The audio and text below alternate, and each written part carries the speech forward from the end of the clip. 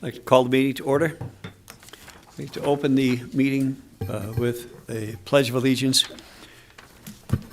We'd like to introduce veteran third-class boatswain's mate Wayne Owen, who will lead us in the pledge. Wayne Owen served with the U.S. Navy aboard the USS Ajax, a repair ship. The USS Ajax was deployed to Vietnam 3 times during his service, working on Navy ships, riverboats, and assisting land forces. Wayne was promoted to a third-class boatswain's mate, and some of his duties included operating the 40-foot utility boat to transfer personnel and supplies, and operating the Mike 16-6 landing craft during night security missions while the Ajax was anchored. After his service, Wayne joined the Ambrose E. Revels American Legion Post 328 in Archbald, and over the 22 years he has been with the post, he has held various positions in the post, including being a past post commander. Wayne's awards include the Vietnam Service Medal with 2 service stars, the Vietnam Campaign Medal, the National Defense Service Award, the Navy Battle Efficiency Award, the Navy Meritorious Unit Commendation Ribbon, and many others. Boatswain's third-class mate, Wayne Owen, would you please lead us in the pledge? I pledge allegiance to the flag of the United States of America and to the republic for which it stands, one nation, under God, indivisible, with liberty and justice for all.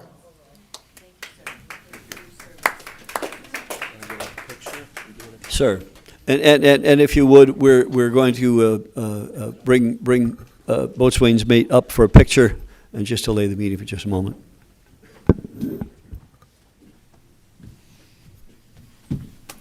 Gentlemen.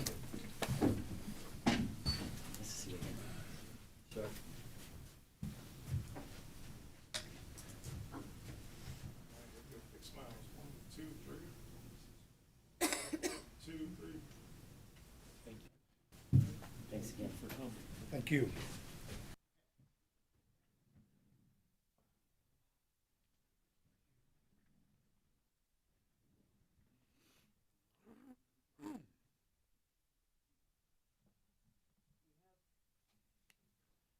We have representatives here for the casual day. If you would, again, in the event that our guests here regarding casual day might have to leave early, we'd like to just do this announcement and proclamation in honor of Casual Day, which I'm sure everyone here is familiar with, and we'll all be wearing our Casual Day shirts and perhaps socks and hat as well. But the commissioners do want to take a moment to declare this Casual Day coming up on this day. Whereas colon and rectal cancers are the 4th most common cancers and the second leading cause of cancer deaths in northeastern Pennsylvania, with incidence and mortality rates in some areas as much as 8%, 17% higher than the U.S. average. About 70% of new cases of colon and rectal cancer occur in patients of average risk, and approximately 500 new cases are diagnosed. Nearly 200 patients die from colon cancer each year in the counties of Lackawanna, Luzerne, Monroe, Pike, Susquehanna, Wayne, and Wyoming. We, the commissioners of the County of Lackawanna, do hereby recognize March as Colorectal Cancer Month and urge residents to be screened for early detection of colon cancer, particularly with the Northeast Regional Cancer Institute in its colon cancer awareness, and proclaim March 26th as Casual Day in Lackawanna County. Thank you. Good morning, Commissioners. Thank you for having me and for recognizing the Northeast Regional Cancer Institute through this proclamation for Casual Day. Just a little bit about our organization. This year is our 35th anniversary of the Northeast Regional Cancer Institute.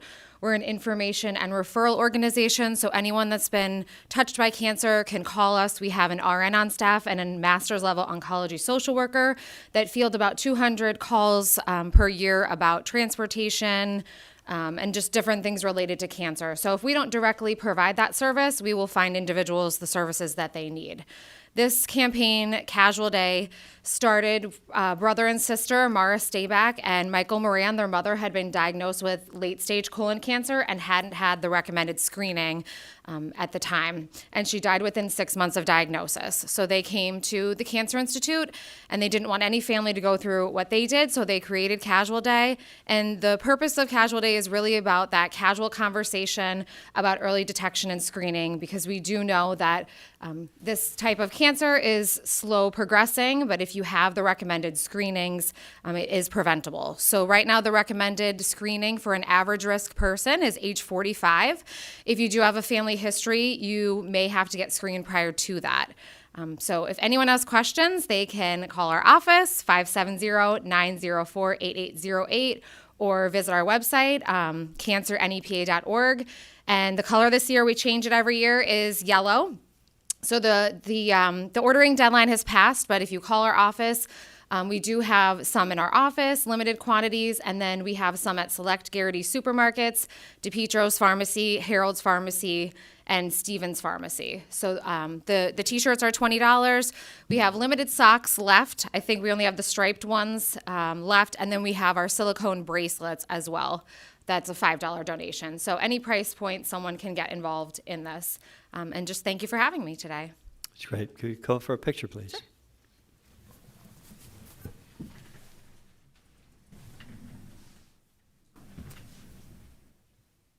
It's great to see you. Yeah, nice to see you. I know you bought socks. Yeah. You told me about socks. And of course the shirt. The new color is good. Okay, ready? Yep. 1, 2, 3. Thank you so much, Commissioner. Thank you.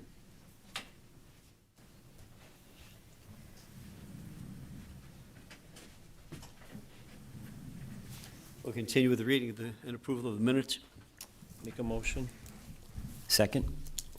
On the question? All in favor? Aye. Motion approved. Resolution 26-0081. Yes, this is approving current payables. Be it resolved that the Board of Commissioners of Lackawanna County does hereby approve the following payables. From the Lackawanna County General Fund, numbers 397704 through 398469 inclusive, totaling $2,857,894.96. The electronic fund transfers, including all payroll accounts, totaling $4,690,992.31. We have a motion to approve. Motion. Second. On the question? All in favor? Aye. Aye. Approved. And if we can go back just a hair, do we have anybody here that would like to make comment on any agenda items? Seeing none. Resolution 26-0065. Providing for property tax exemptions from real property tax for 1002 Wheeler Avenue, 1012 Wheeler Avenue, and 1014 Wheeler Avenue, defining the eligible deteriorated areas, setting a maximum exemption amount, and providing a procedure for securing an exemption. Whereas Christian Nicholas of C.A.S.U.A.L LLC has requested the County of Lackawanna to grant a tax exemption for certain improvements to be constructed on the property owned and located at 1002, 1012, and 1014 Wheeler Avenue in the city of Scranton, approximately .696 total acres. Whereas pursuant to LRTA, the city of Scranton adopted file number 50 of council on December 3rd, 2018, and held meetings to define the boundary of the area within the city of Scranton in accordance with the procedures set forth under the act, and as described as the whole city of Scranton. Whereas the Scranton School District adopted a resolution on December 19th, 2018, granting tax exemption to the defined area identified by the city of Scranton as the whole city of Scranton. And whereas the Board of Commissioners of Lackawanna County, acting pursuant to LRTA and the Act, likewise desire to provide the properties described herein the LRTA application, with a tax exemption as set forth pursuant to LRTA. And whereas the Board of Commissioners of Lackawanna County provide the following definitions and parameters and procedures. The exemption area. The following PIN numbers 146190400007, 146190400008, and 146190400009, approximately .696 acres in the city of Scranton, is hereby specifically designated as being a deteriorated area and is eligible to participate in this tax exemption program so long as it meets its prereqs for the program as hereinafter described. The following real estate tax exemption schedule shall commence January 1st of the tax year immediately following the year in which the City of Scranton issues an occupancy permit on the property owned by Christian Nicholas of CKP LLC located at 1002, 1012, and 1014 Wheeler Avenue in Scranton. Year 1, 90% real estate tax abatement. Year 2, 80%. Year 3, 70%. Year 4, 60%. Year 5, 50%. Year 6, 40%. Year 7, 30%. Year 8, 20%. Year 9, 10%. And Year 10, 5% real estate tax abatement. The exemption from taxes granted under this resolution shall be upon the newly constructed improvement on the deteriorating property and shall not terminate upon the sale or exchange of the property, but shall continue for the full time originally granted. The property shall not be subdivided.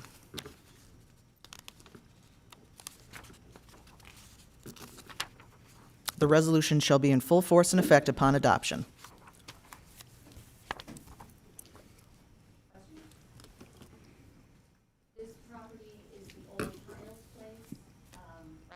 Bar and the parking lots adjacent to it. Mr. Nicolaus plans on making 8 townhouses in the area that used to be the parking lot. He's planning on making a laundromat consisting of 24 washers and dryers and 30 stations to clean your clothes at the C.A.S.U.A.L Place property. There will be a 10% sliding scale. It will cost the county nothing. Mr. Nicolaus will continue to pay his combined base value of $355,600 and all associated taxes for the 10 years of the LRTA. In year 11, all new improvements that are attached to this improvement project will become taxable. Do you have any questions? Motion to approve 26-0065. Motion. Second. On the question. On the question, a lot of practice for these LRTAs has been the full tax abatement for the duration of that 10-year period. The commissioners have talked about it and agreed that this LRTA and perhaps those in the future will be a sliding scale LRTA, not with the, as you mentioned, and as Ms. Harte mentioned, this will be a sliding scale so that in the 5th year they'll be paying half the taxes. In the 9th year they'll be paying 90% of the taxes on the abatement, and that's something that we all agree on. And going forward, it may be the practice depending on the circumstance of each property that's brought before us for that consideration. All in favor? Aye. Aye. Aye. Resolution 26-0066. This is authorizing the submission of the Community School Safety Grant for the Violence Intervention Program. Be it resolved that the Board of Commissioners of Lackawanna County does hereby authorize and approve the submission of a grant application to the Bureau of Justice Assistance for the Lackawanna County Community School Safety Grant for the Violence Intervention Program by the District Attorney's Office. And whereas the overall goal of the 26 through 2029 Bureau of Justice Assistance Community School Safety Grant for the Violence Intervention Program application is to expand and sustain a coordinated, data-driven, and trauma-informed approach to reducing community violence and increasing school safety. The grant application also proposes to operate under the new leadership of the Lackawanna County District Attorney's Office and in collaboration with law enforcement, social services, and community-based partners. Be it further resolved by authority of the Board of Commissioners of Lackawanna County, do hereby approve the submission of this application, and it is hereby resolved by authority of the same that the District Attorney be authorized and directed to sign all documents relating to this grant and possible award. Do you have any questions? I have a question. This grant is for private schools. How will it be You could bring that up during comment. Okay. It's not. Questions? Motion? Can you just explain what this is? Yes, this is not for private schools. Okay. This is for, this is not for private schools. It's for the school district. We're actually partnering with the Scranton School District to do this. Okay. And what exactly are you going to do? Well, okay. One of the programs, like for example, we're going in one of the programs that we're going to be doing is with Jim Simmerl. We actually have one with him. It's an MMA program. It started with 12 children. It is now up to 135 children that he brings in and works with after school to keep them out of trouble. Okay. So, Thank you very much. Motion? Motion. Second. On the question? All in favor? Aye. Aye. Resolution 26-0067. This is authorizing the submission of a community grant for the Violence and Delinquency Prevention Program. Be it resolved that the Board of Commissioners of Lackawanna County does hereby authorize and approve the submission of a grant application to the Bureau of Justice Assistance for the Lackawanna County Community Grant for the Violence and Delinquency Prevention Program by the District Attorney's Office.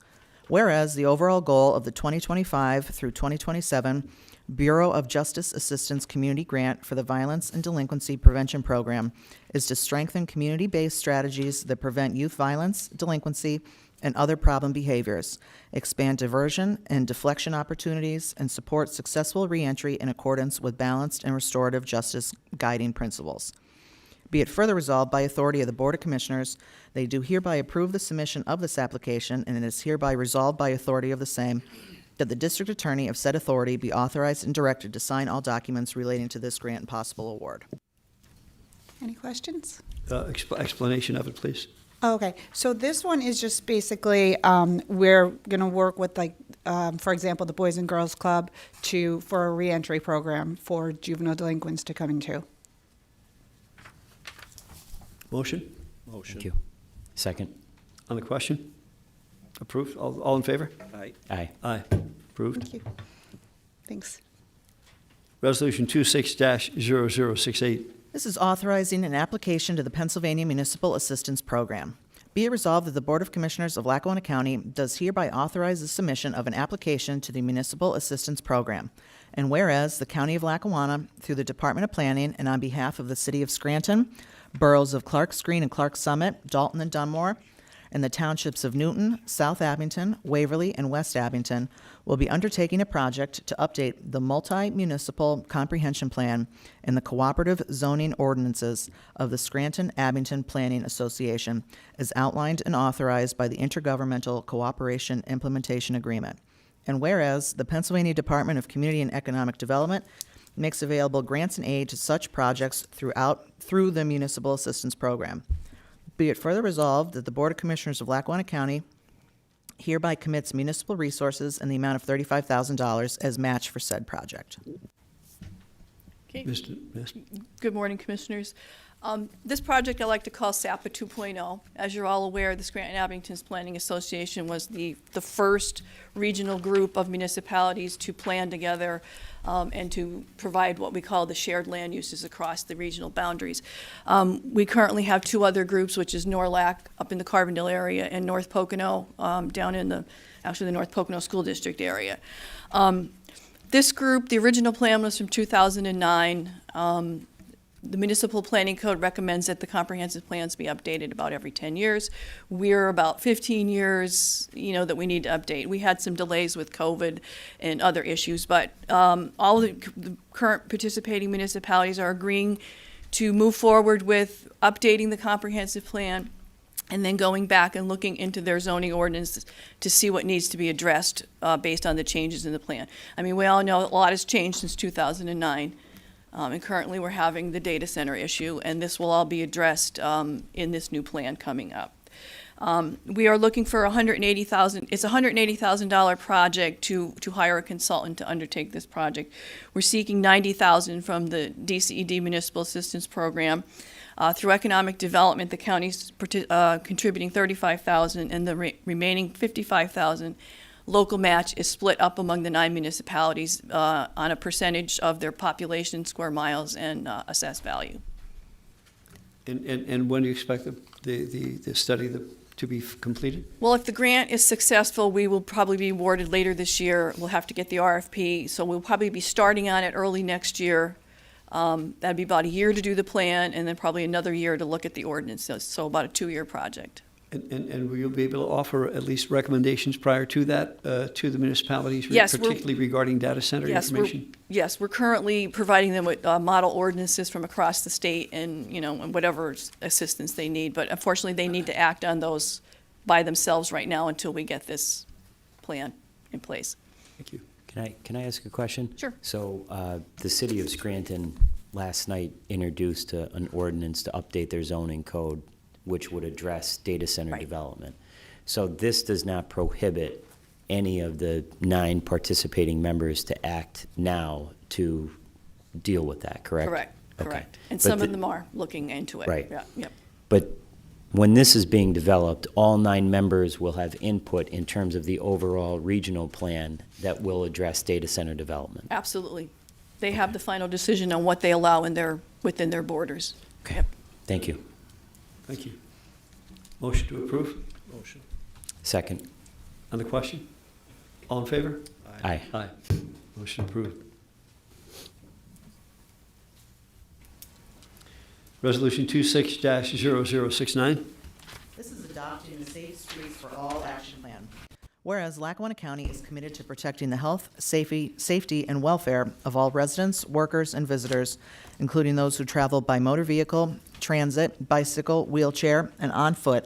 And between 2019 and 2023, Lackawanna County experienced 399 crashes resulting in fatal or serious injury, including 87 fatal crashes, with the number of high-injury crashes increased by 78% over that period. And whereas the United States Department of Transportation established the Safe Streets and Roads for All program to support communities in developing a comprehensive, data-driven safety action plan to eliminate traffic fatalities and serious injuries, and with the support from the Department of Transportation program, Lackawanna County led the development of the Safe Streets for All action plan.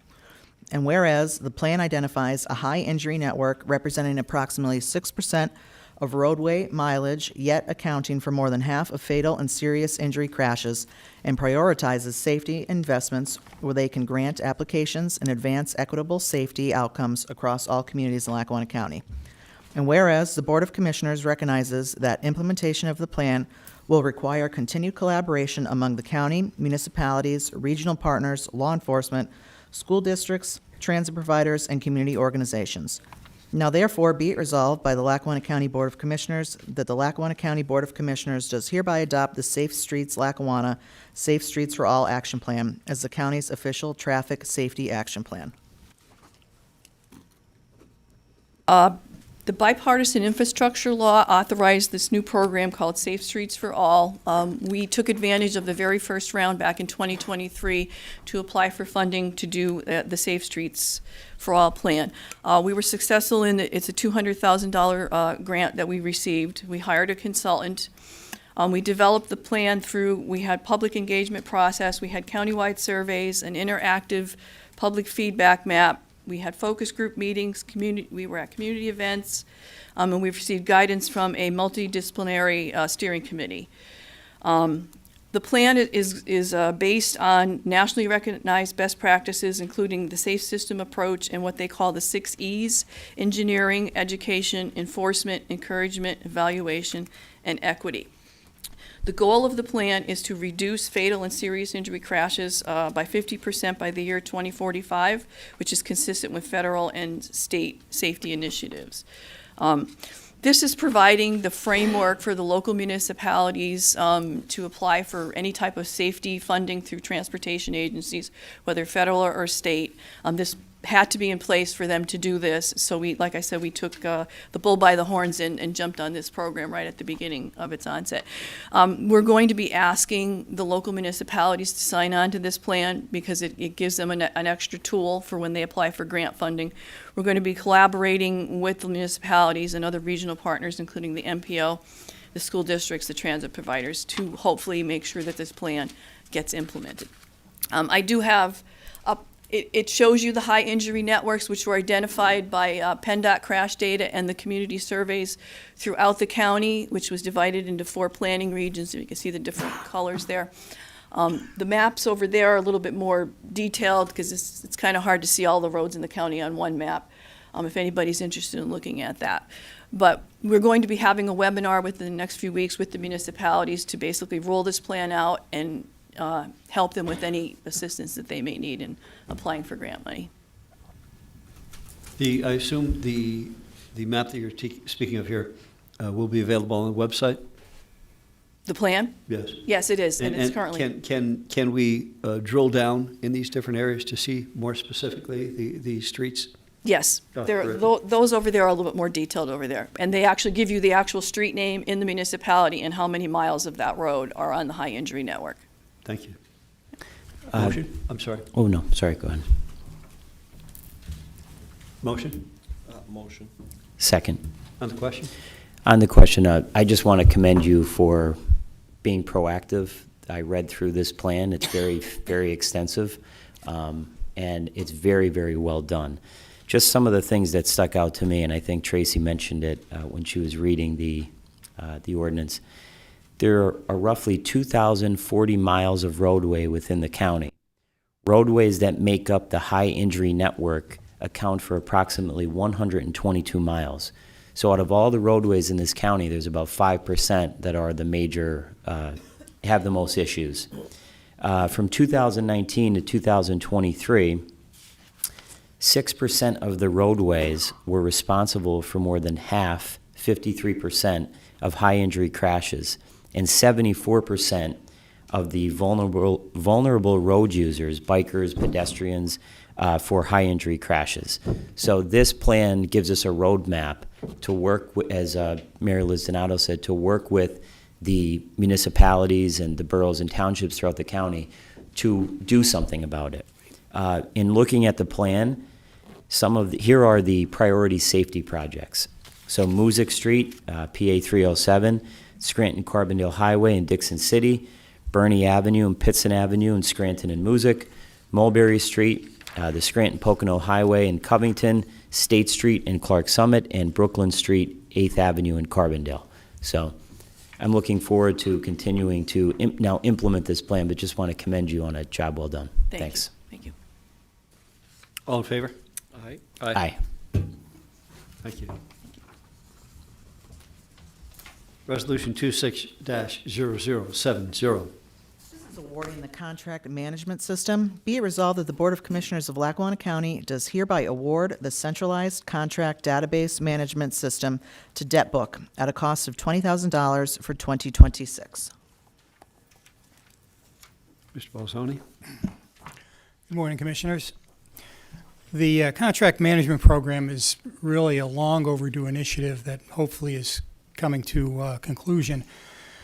We viewed various program options over the past several years and determined that the service provided by DebtBook will be favorable to the county's needs. The county presently has a relationship with DebtBook through its debt management program. The county's entire debt profile is maintained on a consolidated database for us to review. The need for a concise contract management program will replace a present system which is lacking, and I'm being gracious in that term. Tracking contract information has been challenging at times, and not having that information readily available comes at a cost to the county. A centralized contract portfolio with notification provisions and available detail for review will create a level of efficiency which is really sorely needed by the county. The current cost for the program, as noted, is $20,000, and the contract will renew annually, and I'd strongly recommend its approval. Thank you. Motion? Motion. Second. On the question? On the question, thank you, Mr. Bolzoni. This is an initiative that I have been advocating for and talking to Mr. Bolzoni about, I think, within the first few months of taking office in 2024. It's exactly the kind of reform that we should be focused on as a county government. For too long, as Mr. Bolzoni noted, the county has operated without a centralized, accessible system to track our contracts. We're talking about millions of taxpayer dollars spread across dozens of departments without a single source of access. And I think in talking to our solicitors, they're also very pleased with this new program. That's not just inefficient, it sometimes limits accountability. And this initiative fixes that.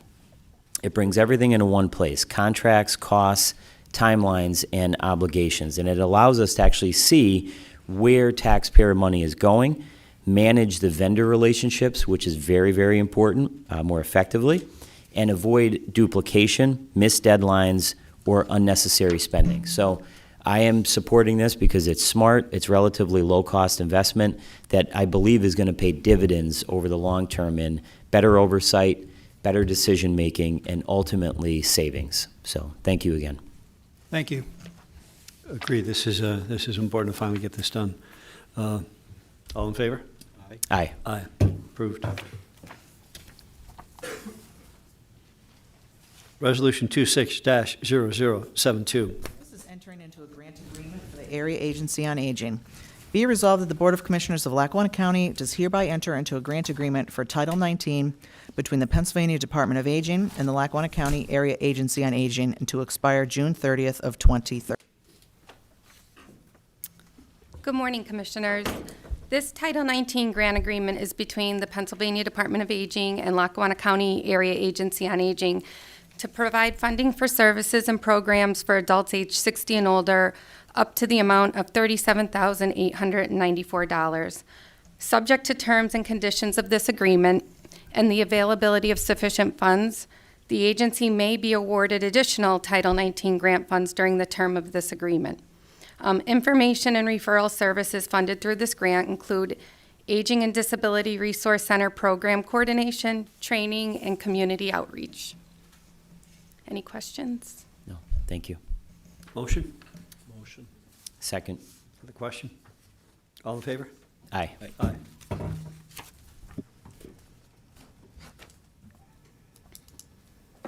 Resolution 26-0073. This is approving professional service agreements for the Area Agency on Aging.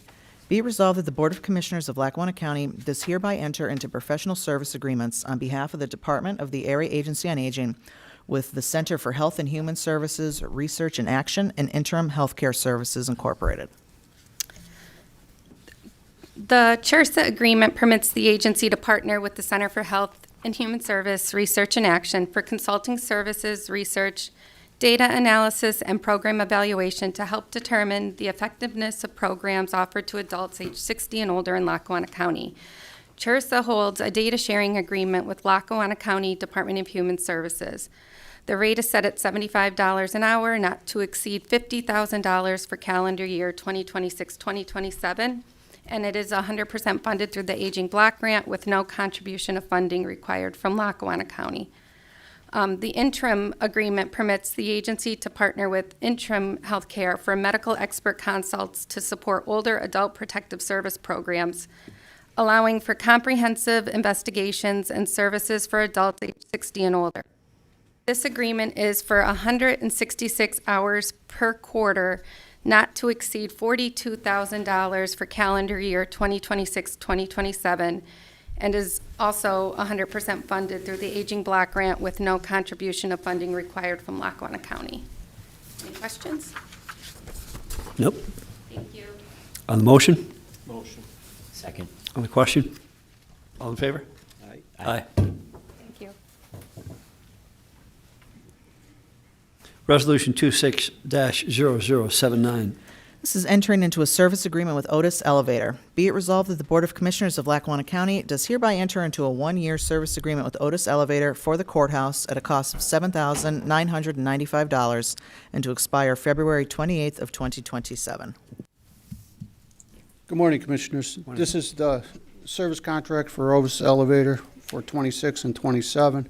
It's very important that we keep this service and keep the elevators up and running over at the courthouse. We have, as you know, we have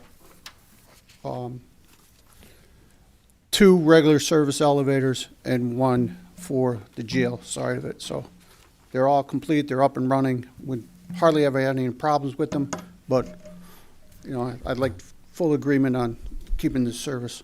You just jinxed yourself, by the way. I when know, you said I just that. tapped on wood. So, Motion to approve? Motion. Second. On the question? All in favor? Aye. Aye. Thank you, Mark. Motion 26-0080. Entering into an elevator inspection service agreement. Be it resolved that the Board of Commissioners of Lackawanna County does hereby enter into a service agreement with the Bureau Veritas National Elevator Inspection Services Incorporated for the Government Center, the Courthouse, the Gateway Building, and the Health Building. this is for service inspection for our different buildings, and I have the breakdown of each building and what it costs. Like the courthouse costs $4,575 a year. The Franklin building, which is one elevator, is $550 a year. The Jefferson building is $1,050 a year. The government center is $5,340 a year. And the prison is $2,330 a year. And that's what I have. And this reputable inspection, national notified, so they do a lot of work. Thank you. Motion? Motion. Second. On the question? All in favor? Aye.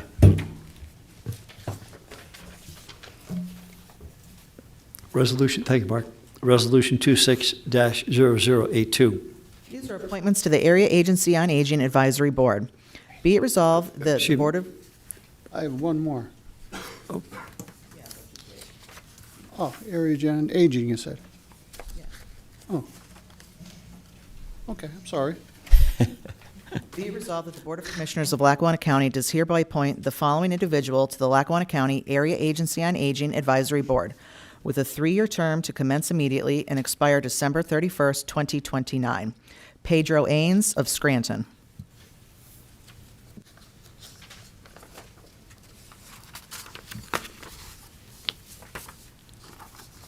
Sarah, do you want to make any comments regarding Pedro, Mr. Ains? I guess not. I think she left. Yeah, motion to approve. Motion. Second. On the question.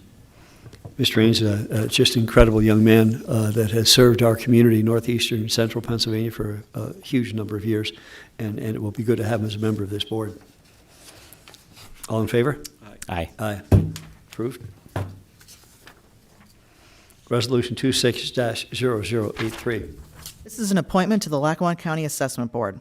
Be it resolved that the Board of Commissioners of Lackawanna County does hereby appoint the following individual to the Lackawanna County Assessment Board with a 1-year term to commence immediately and expire on April 1st, 2027. Wayne Evans of Pittston Avenue in Scranton. Motion? Motion. Second. On the question? On the question, do we know who Wayne Evans is replacing on the board? And is this a 3-member board, or is it one of the auxiliary boards? I'm sorry, that's not in there. It is the 3-member board, and he would be replacing Shirley Barrett. Okay. So I do know that, I believe there's a meeting tomorrow, so you may want to call her and let her know that not to show up, and if you may want to notify Wayne Evans to. We have the letters ready. Okay. But you may want to call her so that she knows not to come down here. Okay. Or email. All in favor? Aye. Resolution 26-0078. I'm sorry. I'm sorry. Motion to approve. This is a motion to accept the estimate from the Valley Forge Power Systems for the UPS and battery backup and maintenance at a cost of $3,999 a year. Commissioners, this is the battery backup system that, in case we lose power before our generator kicks in, our batteries are up and running. There's probably 48 batteries in the one block that takes care of this building. And there's probably 72 batteries upstairs on the 6th floor that takes care of all their other buildings for the emergency backup, so we don't lose internet or calling or anything like that. So I hope I get approved. Sorry. Motion to approve. Motion. Second. On the question. All in favor? Aye. Aye. Thank you. Thank you. Resolution 26-0074. This is a motion to award the Spring Drive Structure Replacement Project to Wince Construction of Ransom Township, the lowest responsible bidder, with a total bid of $357,264.40. Morning, everyone. Morning. This is a Roads and Bridges project to replace the Spring Drive culvert in Ransom Township. The culvert has been in poor condition, and this has been a priority project for the Roads and Bridges Department for several years now, as our primary concern is this stream crossing with this culvert is the only crossing point to access the dead-end portion of Spring Drive.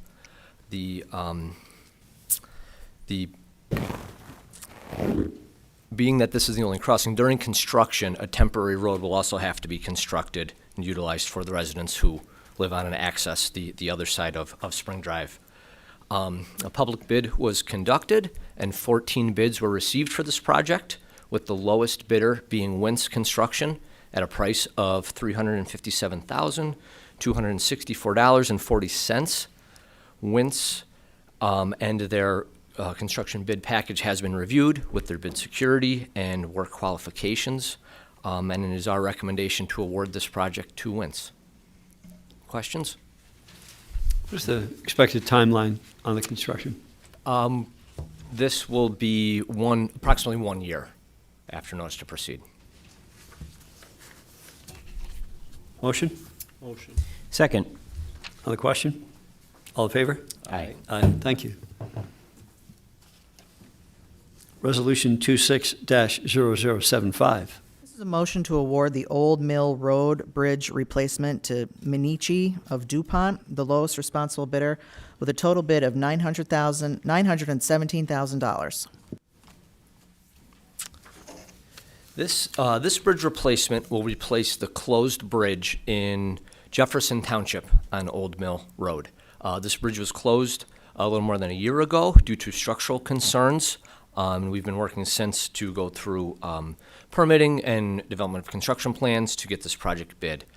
The bids for the new bridge were received through our public bidding process, and 4 bids were received, with the low bidder being Minichi Construction at a price of $917,000. We've reviewed Minichi's bid package and bid security and their work history. They have done several bridge replacement projects for Lackawanna County previously and have always done a good job with their work. We therefore recommend this project be awarded to Minichi.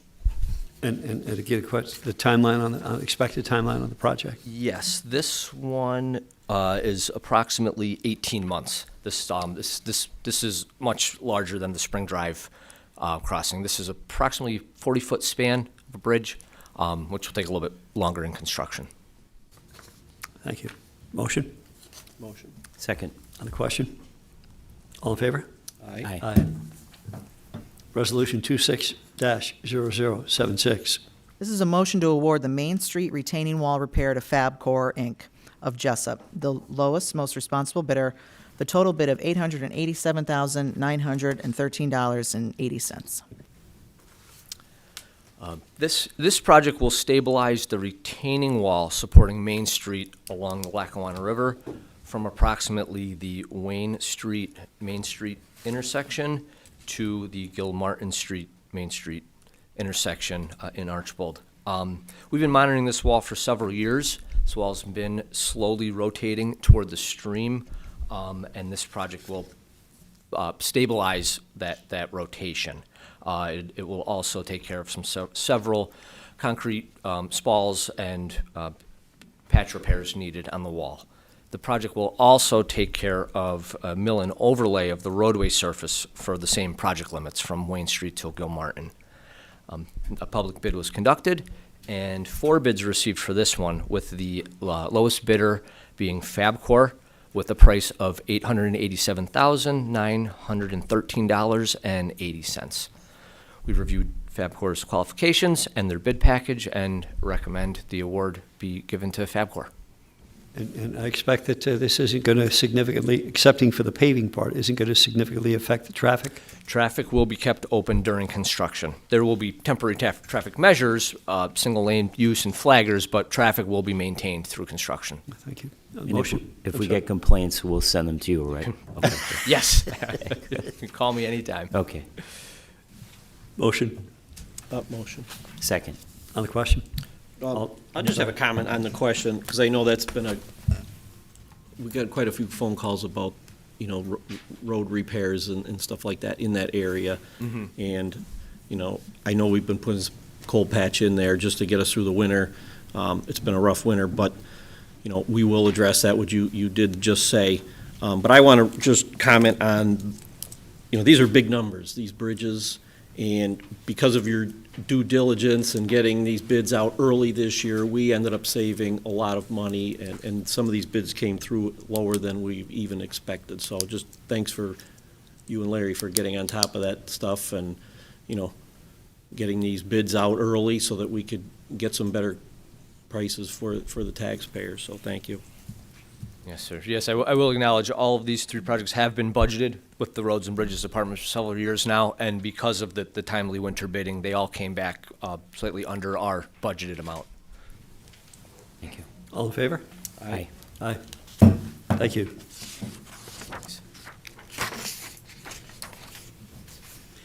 We are going to table a motion, or we have a motion to table Resolution 26-0077.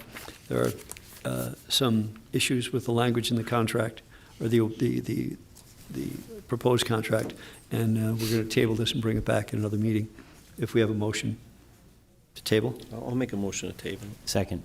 Question? All in favor? Aye. Aye. Aye. So moved. Before we start the opportunity to address the board by the public, 2 things. One, we do have a scheduled prison board meeting at the prison at 12:30. I don't think we'll have to, but if necessary, we would not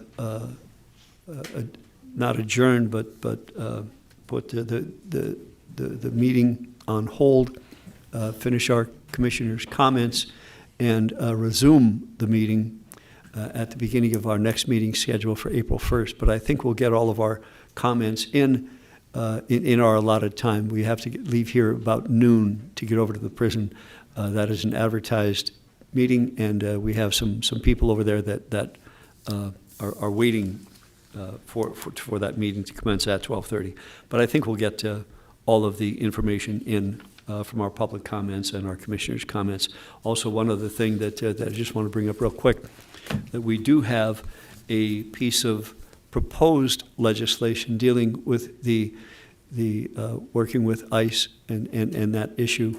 Unfortunately, I did not get it to the commissioners and staff members until very late Monday afternoon, not giving them enough time to review it, not giving us enough time as a group to review the language that is being proposed. We will be talking about it in the next week or two, and will be brought up at the next work session to hopefully be presented at the April 1st meeting. Anyone to address the board?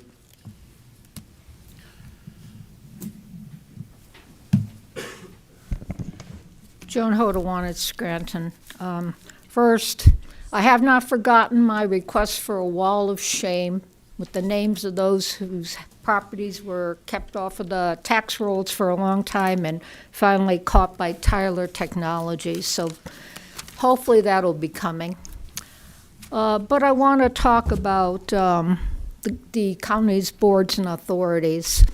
I received an interesting postcard from somebody, I won't use her name, who thought that I was totally against Zoom and YouTube for covering meetings.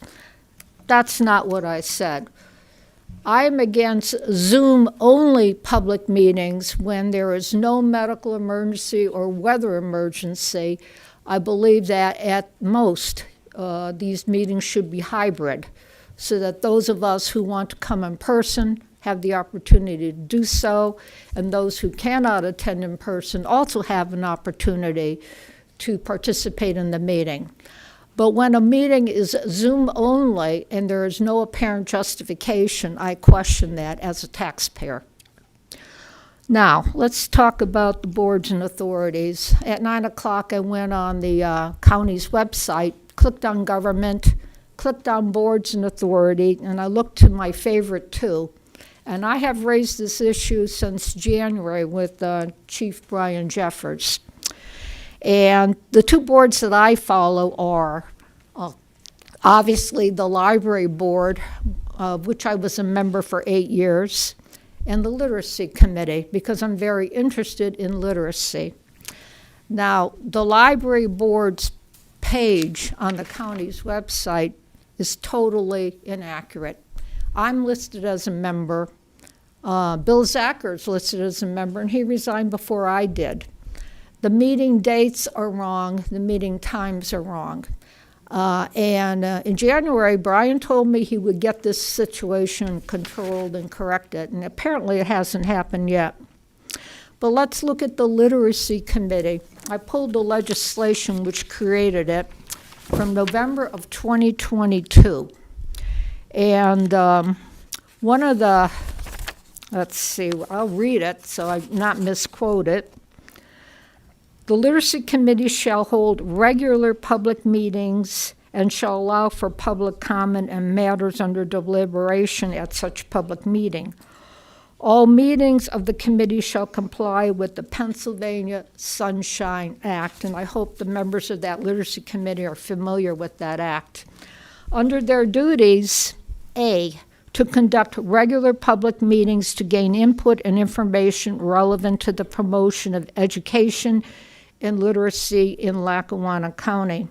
And D, and I'll be requesting this under Right to Know, to make an annual report to the Lackawanna County Board of Commissioners of its progress, findings, and recommendations. So on their webpage, on your website, okay, they say that the 2024 Lackawanna County Literacy Committee, and this is the current page, meetings will be held on the third Thursday in the month at 5:30 unless otherwise specified. The meetings will be hybrid, in person in the Commissioners' Conference Room, 123 Wyoming Avenue, 5th floor, and virtual. Okay. So I went to the January meeting at January 19th, couldn't get into this building. It was locked up, secure than whatever. I went in February, I believe it was, February. The guard came to the door and he said, "There's nobody here but us chickens." I guess I'm a chicken and he's a chicken. There's one tomorrow at 5:30. I know Traci Harte is a member of this literacy committee. So hopefully the word will get out to them. This taxpayer would like to be present at that meeting, and I will not be amused to find the doors locked and the only people in the building to be us chickens. This is simply not right. So I want to know what this committee has accomplished since November of 2022. I remember the last prison board meeting, I was talking with the warden, and I said, how many inmates have been tested for dyslexia, which is one of the things they promised to do? That many. Okay, so I want to know what this group has accomplished. Thank you. We will inquire. Thank you.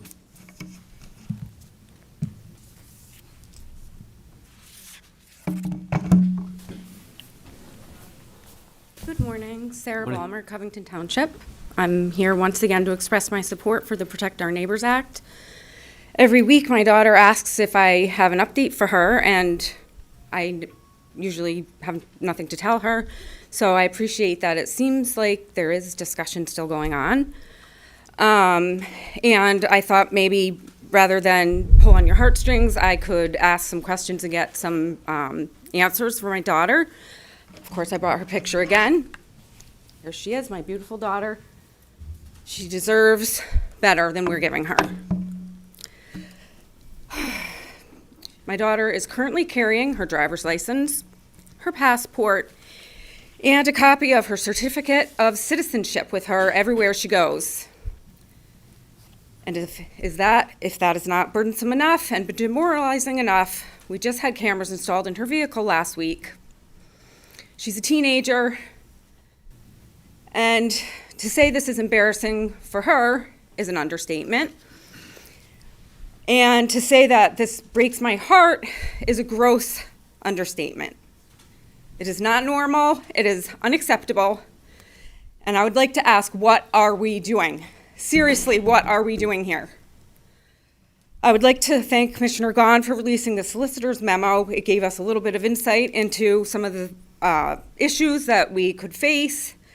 And I respectfully ask that all commissioners work together to make whatever changes are needed so that this process can move forward.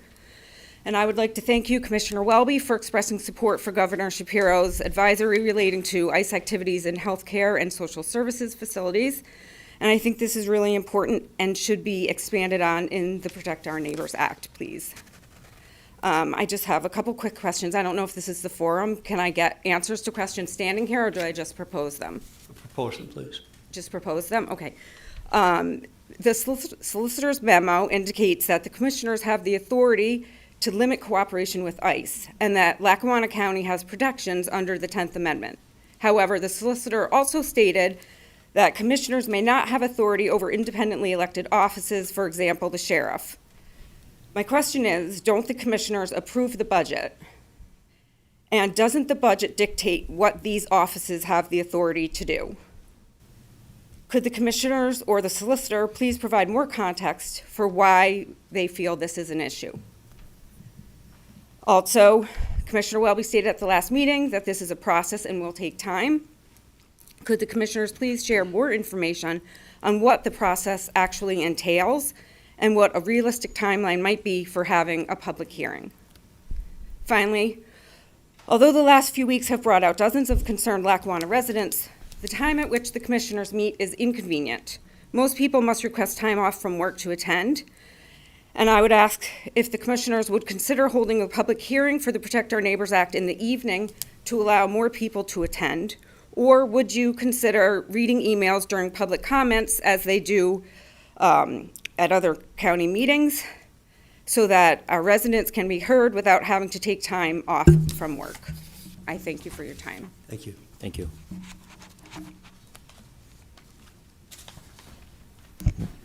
Good morning, Commissioners. My name's Will Cohen, and I'm a faculty member at the University of Scranton and a resident in Scranton for the past 16 years.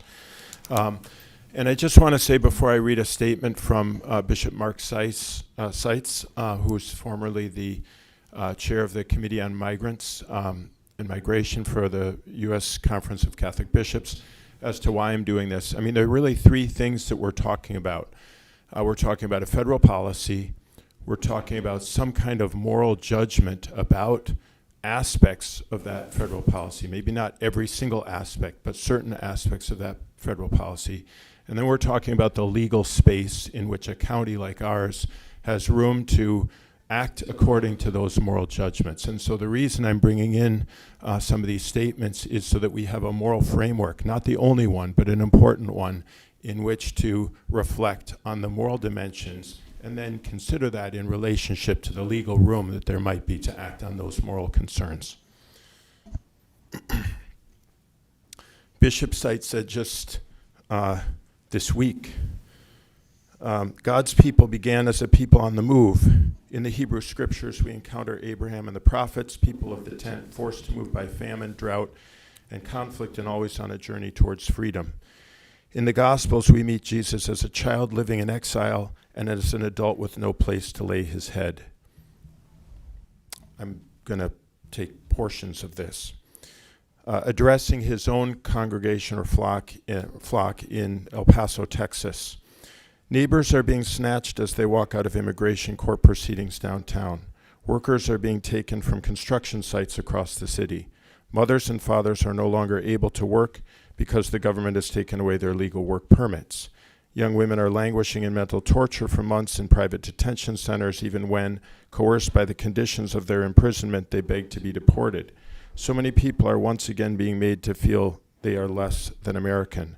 People are dying in El Paso's Camp East Montana Immigrant Detention Center.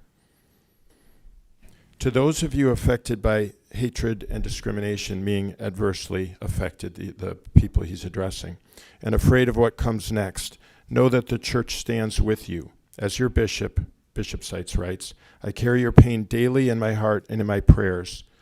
I stand with you. Our Holy Father, Pope Leo XIV, told me personally to stand in solidarity with suffering migrant families and not to remain silent. I will do everything I can to uphold the God-given dignity of every person in our community. I am blessed with many friendships with our local law enforcement and immigration enforcement agents. Their work to help keep our community safe is vital, but the death of those in immigration detention is unacceptable. An unjust immigration system that leads to deadly outcomes is destructive of our shared humanity. No one has to obey an immoral law, an immoral order. I implore all involved to carefully discern the moral requirements at this moment with integrity and honesty. When we take off our masks and encounter each other as neighbors, we can reclaim our common dignity. I promise the pastoral support of our priests, chaplains, and myself as you navigate the demands of conscience with sincerity. You also are in my prayers.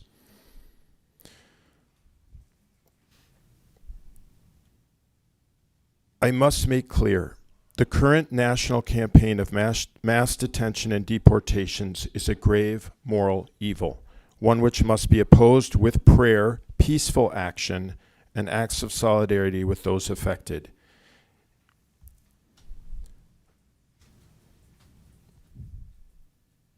Okay, that's enough from his letter. I just want to add what Pope Leo said in October, because as we dig down into our consciences, I think these words are good ones with which to close. Jesus says very clearly, Pope Leo said in October, that at the end of the world we're going to be asked, how did you treat the foreigner? Did you receive him and welcome him or not? Many people who've lived in the United States for years and years, never causing problems, have been deeply affected by what's going on right now. So I just ask that in this, and I'm also grateful to hear that this continues to be an issue on the table, and as that further reflection occurs, that we keep this moral center at the forefront. Thanks. Thank you.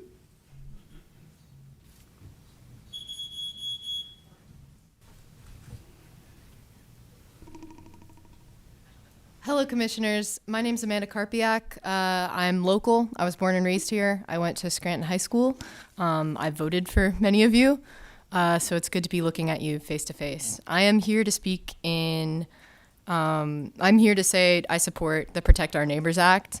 And for those of you who might be on the fence about passing this act, like fearing backlash from the federal government or for some other reason I can't really comprehend, I just want to say that now is not the time for cowardice. Now is not the time for meekness, and now is not the time for concessions. We need to draw hard lines against the abuses and constitutional violations that we've been seeing across the country. And we need to stand up both within and outside of government. We're all caring citizens here. We're all neighbors and friends. If we can't draw a hard line against ICE as a county, after all they're doing and after all they've done, what's the point of government? What's the point of saying we can work together to the benefit of the people? It's hard to have faith in the government right now, and you have an opportunity to restore a little bit of it by passing this ordinance. I'm not saying this lightly. Your county's people need protection from masked assailants who literally steal toddlers. Now isn't the time for cowardice. Now is the time to take a stand against ICE and against the federal government, because we may not have the option to later. Thank you very much. Thank you. Thank you.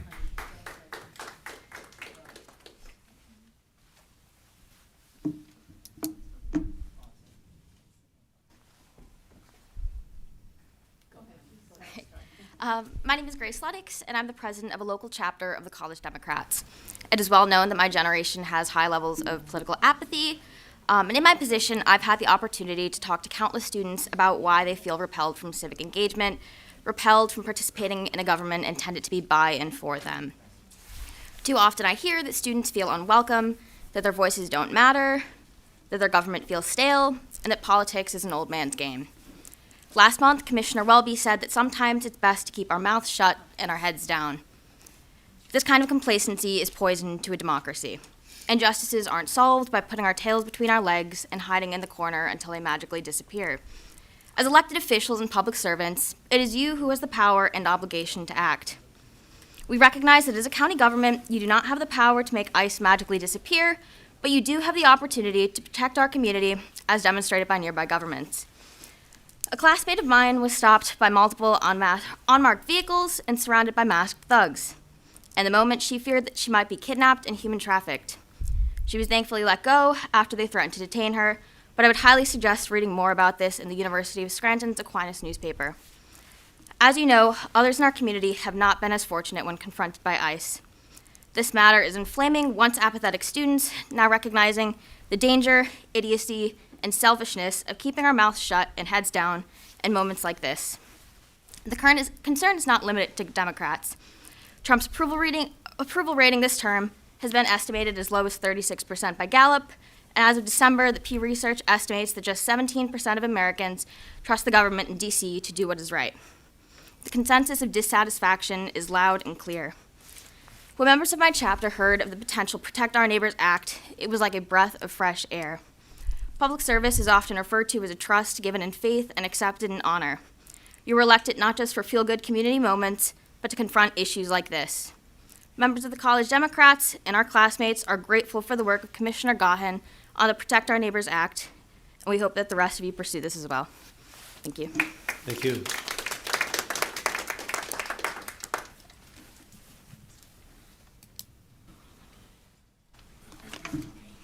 Hi, my name is Brenda Starker, and I'm a resident of Lackawanna County, and I live and work here in Scranton. I live and work in West Side for several years, and like many residents, I pay taxes, I pay rent, I support the local economy with my spending, and yet it still feels like there's a growing gap between what it costs to live here and the stability of our current systems. Even earning what would generally be considered a good wage, I experience how tight the gap has become. I also hear similar concerns from other working professionals in our communities, including those in essential roles such as healthcare and education. Many people who pursued education and stable careers expected that working hard would lead to long-term financial security. Increasingly, working residents are finding that these expectations no longer match the economic reality that we are living in today, specifically here in Scranton. When the cost of living rises faster than the ability to earn a steady income, stability stops being only a personal challenge and becomes a community issue. As both a parent and a grandparent actively helping to raise my grandchildren, I see every day how financial pressure and uncertainty affect routines, emotional security, and the sense of safety that children depend on. Okay, this is not theoretical for me, it is an everyday reality. Because of this, I am here today to speak about how several agenda priorities, including the economic revitalization, infrastructure planning, safety initiatives, workforce access, and school-based diversion programs are deeply connected to the lived experiences of working families in this county. According to recent census estimates, the average income per person in Lackawanna County is approximately $37,000 per year. This figure is very different from household income statistics, which often assume multiple earners living together, which is why on our census we have a median income of $67,000. That's a two-earner family, okay?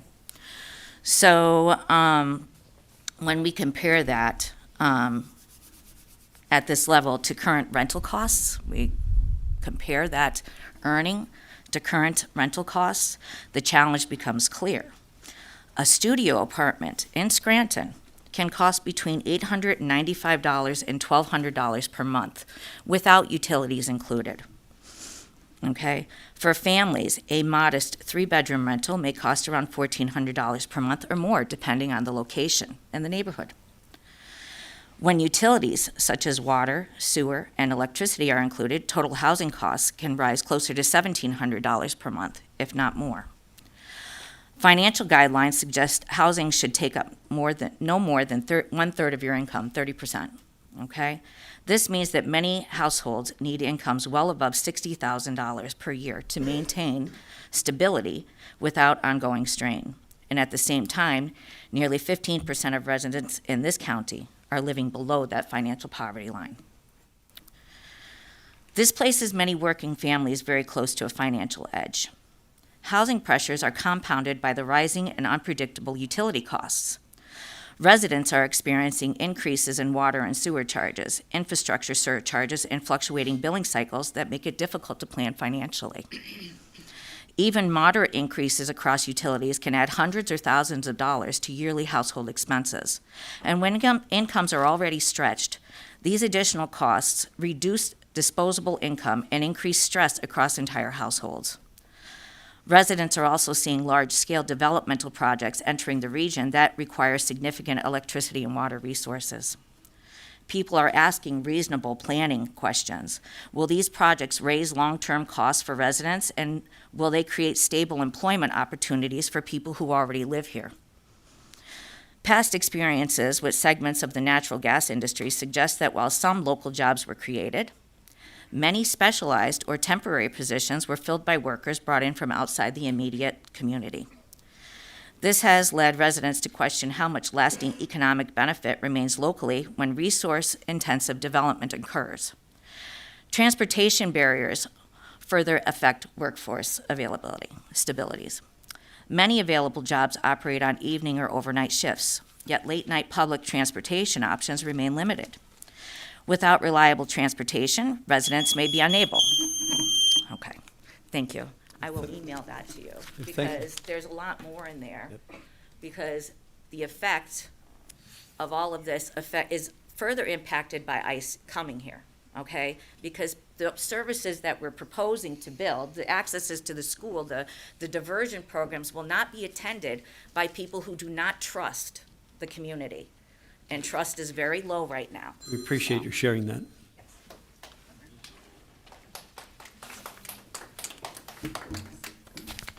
Good morning. Thing for the commissioners real quick. I don't know, can I approach the bench real quick and give you a copy? I went through security. I'm sure you're fine. For you.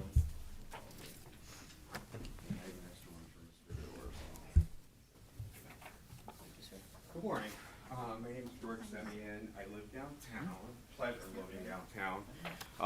Since COVID hit, and the first page on this is a view of the county courthouse, and I have the privilege of looking at this every day. I live in the old administrative building. Looks a little bit different these days, but I'm just here to talk about the courthouse and the courthouse grounds. I don't know, you know, people have a kind of a blind sight when they go through the courthouse grounds, but at this point, it's in total neglect. And this is years of our weather and just constant maintenance on it. Things are just, and I'm hoping some of this is already planned. I noticed that there's a bench out the back, which I'm hoping some of them will be replaced at the courthouse. Being downtown, it's the most magnificent building. It should have the most magnificent grounds because it's the first thing people come downtown and they see, and they're taking pictures. I see it every day. My desk is in front of that picture, and I get frustrated. I walk my dogs, and I see the dog poop, and I see, you know, the condition of a lot of the stuff. But just in general, a lot of the landscaping and the grass burnt out a couple years ago when we had that really, really intense summer. The entrances, the round monument areas are really, really in bad shape. They need to be power washed. From the snow being poured into the round areas, all the rose bushes are gone. The weeds are coming up. That's just one observation there. And then if you go on the also on the first page, the lack of the irrigation system is in total disrepair. So I don't know what the stats are on that. Mark Dewar does a fantastic job. Anytime I text him, whatever needs to be done is observed and taken care of. But a lot of this I would just like for the commissioners to review and take notice as you go along. The drainage and safety, there's some ADA issues, especially where the entrance is to where the sheriff's enter. And you'll see that some of the plates are missing for people to go over in their wheelchairs and so forth. And I think that was the only thing over there. So that whole part of it needs to be addressed, and it's a continuing problem, like every year. The most prominent statue is the John Mitchell statue, and it's on the Adams Avenue, the middle. There's electricity to the monument, but it's not lit. It's the only monument that is not lit on the perimeter. There's electrical receptacles around it, and I really think that there should be lighting around that magnificent statue. People congregate there. There's many seats there, and that's just an observation. And you can see around the landscaping there, and it needs to be power washed. It's just really in rough shape. Pet stations. The hotels tell all the guests to come and use the pet stations. Unfortunately, a lot of them don't. I'm out there helping out there sometimes because I have dogs and I respect them. But there's an issue there. And I just think from an observation, we have too many benches, which is another story, they're in total neglect. And it's like putting lipstick on paint. Every year they get painted, and by the end of summer, they're scraped off. So I'm hoping that we have something in plan for that to be taken care of. And also, you'll notice the trash cans, they're a total mess. They're beyond painting or anything like that. And I think they've been there since the courthouse was renovated. And also, maintenance puts all the trash cans in the area, which is now all mud, so they can access, going around with the plows and everything else. But they're really in bad shape. Again, it's the first impression that I think we see going around the courthouse. And then you'll notice on one of the pages that even a lot of the, and again, it's from our extreme weather, but the light poles, some of them are just all busted. And, in my opinion, they need to be addressed, and I'd be happy to walk around with someone and show them some of that stuff. And like I said, Mark's great. I mean, I can't say enough about him. Again, it's first impression. I think with everything going on downtown, hopefully we can have this looked at. Streetscape, it's an exciting time, and I just wanted to give my opinion as a resident. So I'm hoping we can look at some of this stuff. Thank you. Appreciate this. Thank you. Can I just make one brief comment in response to what you said? First of all, thank you very much for your passion about the Courthouse Square. And I agree with all of the points you made. The courthouse fountains. Oh, yeah, I meant to mention those. Yeah, we started looking at that when I took office. Mm-hmm. And so Mark Dewar hired a company to test them last year, mm-hmm. and to see if there were any issues with the piping underneath. Mm-hmm. So they ran some tests last year. They were running, as you said, for a short time. Yeah. We're expecting, barring any major difficulties, that they will be up and running in the spring. Okay. And he's going to inform the commissioners on that within the next couple of weeks. Yeah, they worked for about a week, and then they were, yeah. And they're magnificent. Yes, I agree with you totally. Okay. We want to get those up and running. The second thing was we were looking at a plan for new benches. And to your point about there being too many of them and the location of them, that's something else that we have been talking about and mm-hmm. have been working on. So we're hopeful that that's going to happen maybe in the spring. So that was the second point. Perfect. The third point is there will be a program for the restoration of the monuments through our Arts and Culture Department. Maureen McGuigan had put money aside for that. And I think the John Mitchell statue, that should be an easy fix to put lighting up there, which I agree with you on. Mm-hmm. And the last point was the light poles. So we were working in concert with the city because of the streetscape project that's mm-hmm. coming up. So under the plan, at least the one that I saw, they were supposed to work with us on new light poles along that Oh, great. along that stretch there to match, what they're Yeah, I doing. was hoping since all that's going on. Yeah. Yeah. So we will, I know that we'll take everything that you said into consideration and work with Mr. Dewar to upgrade this, but there are some points that we have been in discussion and that we hope will be accomplished by the spring or summer. Perfect. And thank you very much. Thanks.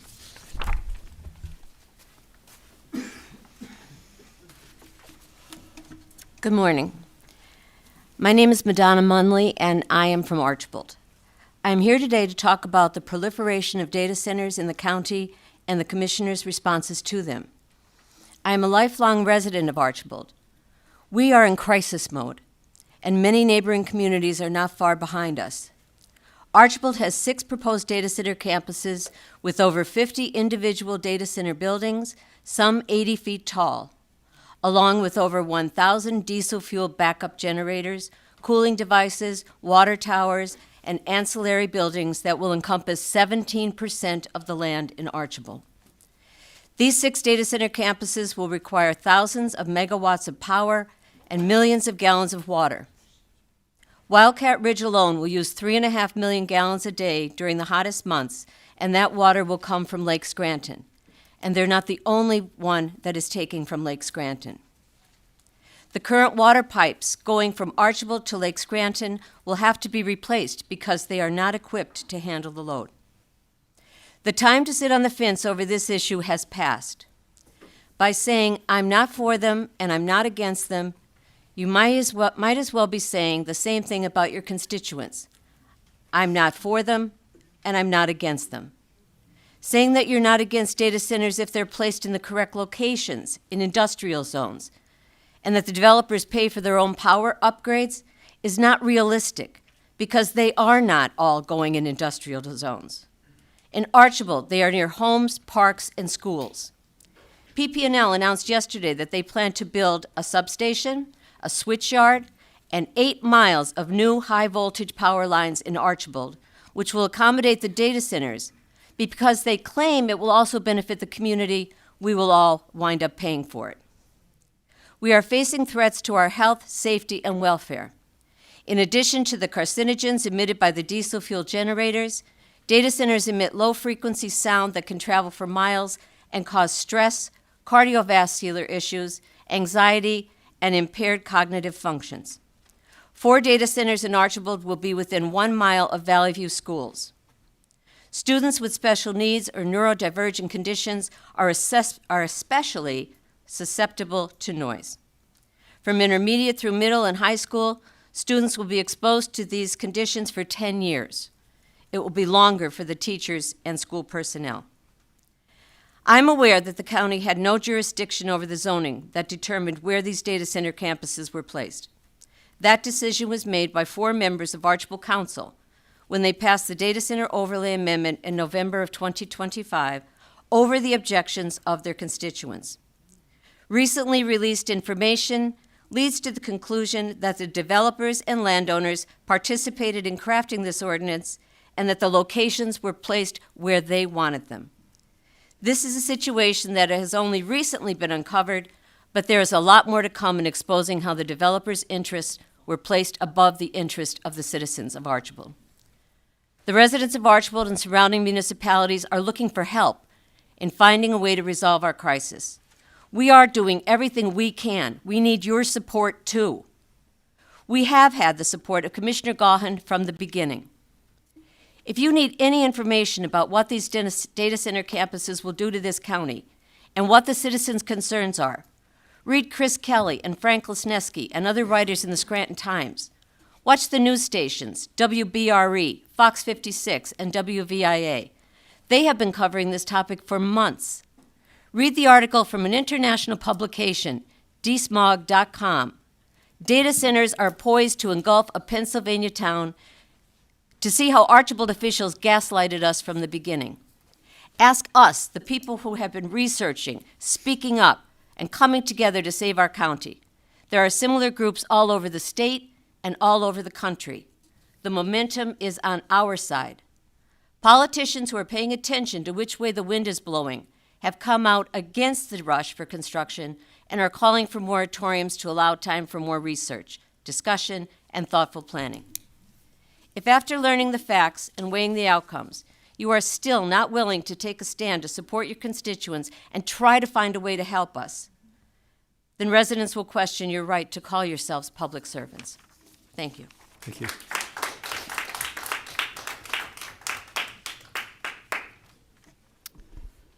Good morning, County Commissioners. My name is Julie Schumacher-Cohen. I'm a 16-year resident of Scranton.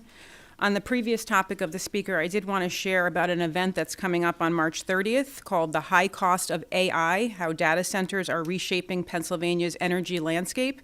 There will be representatives from 3 environmental groups, the Clean Energy Group, Clean Air Council, and Physicians for Social Responsibility, PA. They issued a joint report on that topic, and that will be at the University of Scranton at 6 o'clock on March 30th. But today I'm here to talk, as others have been, continuing to press for consideration and passage of the Protect Our Neighbors Act, and specifically also to share some good news in our Commonwealth that since the last meeting, 2 other counties in the Commonwealth of Pennsylvania have passed measures similar to the Protect Our Neighbors Act. They too have had an outpouring of public input and support. So on March 11th, the Allegheny County Council voted to restrict their employees from cooperating with ICE. Their measure applies to hundreds of law enforcement and human services employees who are now barred from asking about residents' immigration status or sharing county data for immigration enforcement and other aspects as well, unless a state or federal law says otherwise. On March 5th, Montgomery County Commissioners passed a resolution prohibiting the use of county-owned property and resources for immigration enforcement. Like the resolution being considered here, it prohibits county employees from complying with immigration operations unless a lawful judicial warrant is presented. That other counties in the same state just a couple hours away can pass similar resolutions would seem to demonstrate that there are no significant legal challenges or other barriers to our doing so here in Lackawanna County. That means that the decision here is primarily moral, ethical, and political. Yesterday, the Catholic Cardinal Tobin of Newark, New Jersey, the grandson of Irish immigrants, said on the occasion of St. Patrick's Day, "The questions around migration are not simply theoretical arguments. They have faces, and they have faces that I would recognize." And he asked people to recognize what he called the new Irish among us, those who have left their homes because of persecution, because of poverty, and they've come to this new land with hope. And he said, let us welcome them as fellow sons and daughters of God. So again, I want to ask ourselves, who are the faces in the Scranton and Lackawanna County community that we should recognize? Most of those people cannot come to these meetings because they would be too vulnerable to speak at this podium. Who are the new Irish in Scranton? Aren't they the Hispanic Catholic parishioner arrested in Southside and put in detention despite no criminal record? Or the choir member who was detained at a routine ICE check-in appointment at New York City and deported back to El Salvador after being in the country for more than a decade? Aren't they the Dunmore father and his daughter deported back to Honduras despite their being beloved neighbors, the father working as a dishwasher, the child a cheerleader in local sports? Aren't they our Bhutanese refugee neighbors who plant marigold flowers in their front yards to make wreaths for their cultural festivals? Or the Congolese refugees who share from their community garden and who fled a civil war? Or the Afghans who fled the Taliban and fought alongside U.S. military? Many of the most recent refugees are now vulnerable themselves to ICE detention because of new federal policies that put them at risk, despite having come through the formal resettlement process, which has been a bipartisan process for many years. All immigrants, refugees, and communities of color are threatened by this federal policy of mass deportations, which has involved racial profiling and arrests without due process, and as we've seen in some communities, even U.S. citizens have been harassed and even killed during what will be remembered as a dark period. But thankfully, we have an opportunity here, like in other counties in our Commonwealth, to make a positive impact. So once again, prohibiting proactive cooperation with ICE helps ensure that we uphold the constitutional and human rights of all residents, regardless of any immigration status, and that our county remains a welcoming place, and that we maintain trust between the local government and residents. So I ask you to put the Protect Our Neighbors Act on the agenda of the next meeting on April 1st, and allow it to be discussed and continue to discuss these issues and vote on them. Thank you. Thank you.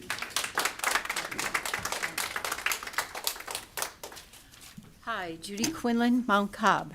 The words of our last speaker were absolutely the truth, and we should take a chance. The objection and the worry is that we will suffer retribution from the federal government. But we wouldn't be the only ones because of all the things and all the attacks that President Trump has done on individuals, on law groups, on state and local laws, even on tariffs. Everything that he tried to do has been challenged in the courts. And at this point, probably 80% of the litigants have won. The federal government has gone down, and the state and local governments have prevailed. With that in mind, why not take a chance and vote for the ordinance to protect our neighbors? Why not? We'll have nothing to lose if we win. And his laws and his challenges have been denied in court over and over again. If you read the Times, that's the way it is. And because of what happened in Minnesota, ICE has gone behind the scenes to local law enforcement and has tried to get those people, those men mostly, to agree to the $10,000, here you go, here's your 10 grand, and no doubt, complete immunity for whatever they do. Isn't that wonderful? Complete immunity to whatever you do for a time period of 2 years, and then we'll see what happens after that. We do not want that kind of behavior in Lackawanna County anyway. If there's a way to stop it, try it, take out all stops and give it a chance. We have very little to lose. And then we'll talk about the people who from Archibald and German who are wondering about what's going to happen to their community. Besides their community, everyone in Pennsylvania is now threatened by these data centers. Why? Pollution. Lots of pollution, lots of lack of electric power, lots of lack of water. Everyone is threatened. People are staying home. Oh, it's not my business. What do I care what happens up there? How is it going to affect me? Same as the mine drainage that started in that area and polluted the Lackawanna River, which Bernie McGurl and hundreds of Lackawanna County residents worked their whole lives to clean up the Lackawanna River. The Lackawanna River starts in German with Islesworth, that beautiful county park, and heads down to the old Mellow Park, which is now the Blakely Borough Recreation Center.